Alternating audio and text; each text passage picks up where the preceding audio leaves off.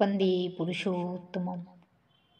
আপনাদের প্রতি প্রত্যেককে স্বাগত, অভিনন্দন, শ্রদ্ধা, প্রণাম ও আনন্দিত জয়গুরু জানাই। শুরু করছি আজকের ইষ্ট প্রসঙ্গ। প্রফুল্লদা শ্রী শ্রী ঠাকুরকে একবার প্রশ্ন করেছিলেন, বুদ্ধদেব নাকি এক শিষ্যের বাড়িতে শূকরের মাংস খেয়ে মারা গেলেন, কিন্তু তিনি তা খেলেন কেন?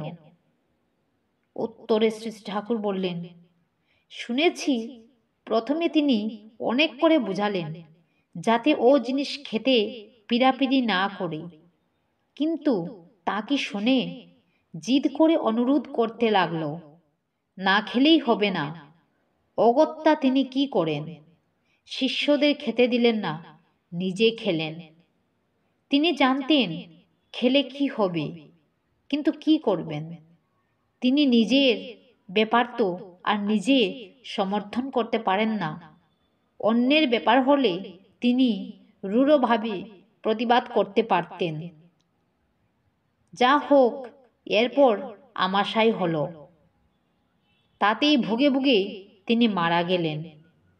আমার কি অবস্থা দেখো না, 25 জনে জল দিচ্ছে, একজনকে বলেছি তো আর একজন এগিয়ে এসে সুপারি দিচ্ছে। সারা শীতের রাত পাখা দিয়ে বাতাস করে আমাকে কষ্ট দিয়ে পুণ্য সঞ্চয় করছে। জোর করে যা পছন্দ নয় তাই খাইয়ে সেবার আত্মপ্রসাদ লাভ করছে, কিন্তু কিছু বলার উপায় নেই। আগে মা ছিলেন আমার ডিফেন্ডার, রক্ষক। এখন আমাকে ডিফেন্ড, রক্ষা করার কেউ নেই। বড় বউ অন্তঃপুরে ব্যস্ত থাকে, সেও পারে না।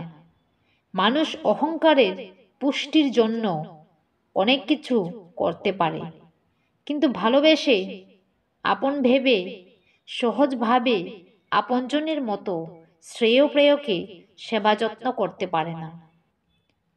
যীশুখ্রিস্টের কথা ভেবে দেখো না কেন, এত সব ভক্ত, কিন্তু জীবন মরণের সন্ধিক্ষণে কেউ এসে পাশে দাঁড়ালো না। সেবা সেবা বলে, কিন্তু মনের সেবা আগে করিস তুই, ভাজ্য সেবা তার সাথে, এমনতর চলাই জানিস, শুভ আশিস পাই মাথে।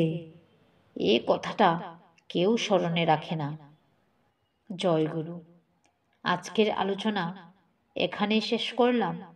পরবর্তীতে আবার আসব ছোট্ট একটি নতুন ভিডিও নিয়ে। সবাই ভালো থাকবেন, সুস্থ থাকবেন।